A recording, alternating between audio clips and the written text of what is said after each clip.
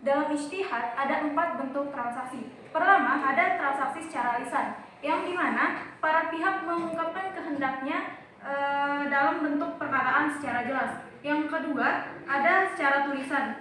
Ada kalanya suatu transaksi tidak harus dilakukan secara lisan apabila kedua pihak yang ingin melakukan transaksi tidak dapat bertemu secara langsung, maka yang bisa menjadi buktinya itu tulisan. Yang ketiga ada isyarat, bahwa transaksi itu not just tidak hanya dilakukan oleh normally people, tapi juga bisa dilakukan oleh orang-orang yang yang berkebutuhan khusus. Seandainya apabila dia tunawicara atau tidak bisa berbicara gitu, maka dimungkinkan akadnya isyarat asalkan terdapat pemahaman dalam transaksi tersebut.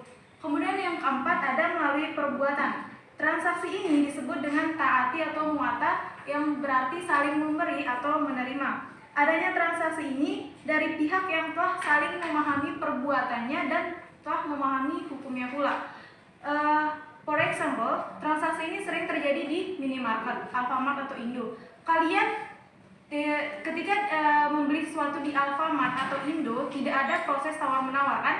Kenapa? Karena kalian sudah mengetahui harganya yang tercantum pada labelnya. Maka ketika kalian membawa barangnya ke kasir, maka kalian akan langsung membayar dan kasir akan memberikan barangnya. Tidak ada proses tawar-menawar. Yang tadi itu merupakan implementasi ijtihad dalam bidang transaksi. Kemudian how to implementasi ijtihad di bidang sosial. Yang baru-baru terjadi yang masih kita rasakan efeknya sampai saat ini apa? Pandemi COVID-19. Bahkan katanya dunia akan mengalami resesi tahun 2023 akibat adanya kebijakan yang diambil saat pandemi COVID-19 ini. Yang kita rasakan perbedaan yang mencolok buat kita umat Islam nih, Ramadan. Biasanya Ramadan kita ngabuburit mencari makanan sambil menunggu buka puasa. Tapi apa? Pas kemarin-kemarin COVID-19, mindset kita diubah bahwa pemerintah menganjurkan kita social distancing, stay at home, jangan keluar kemana-mana karena wabahnya virus. Di sini ijtihad merupakan sebagai sarana berpikir untuk menyelaraskan makna dari kitab Al-Quran dan Sunnah Nabi dalam konteks mewabahnya virus, baik dalam perspektif agama, sosial, ekonomi maupun politik. Perwujudan ijtihad di tengah pandemi COVID-19 menjadi pertanyaan besar bagi masyarakat. Relevansinya dari ijtihad ini akankah menjadi peluang atau malah terisolasinya aspek di berbagai kalangan.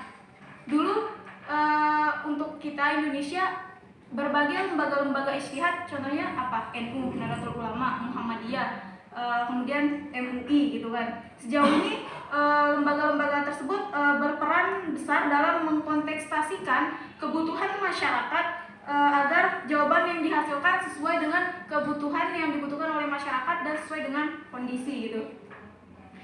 Kemudian elaborasi ijtihad di tengah pandemi merupakan realisasi jihad yang kondisional dengan zaman. Secara sederhana dan pasti bisa dikatakan bahwa cukup mengikuti anjuran pemerintah stay at home, social distancing, jangan keluar kemana-mana. Ketika kamu menjaga kesehatan kamu, maka otomatis kamu menjaga kesehatan orang lain.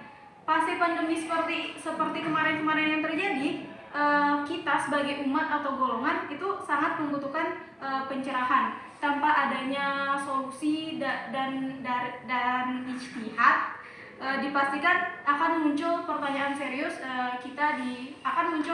serius di benak masyarakat. Nah, di sini fungsi para stakeholder dan lembaga-lembaga ijtihad dalam menjawab keresahan dan perbedaan pendapat yang terjadi dalam masyarakat.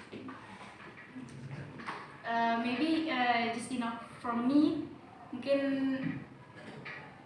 selebihnya ada materi yang akan disampaikan oleh Bapak dosen. Lebih kurangnya saya mohon maaf.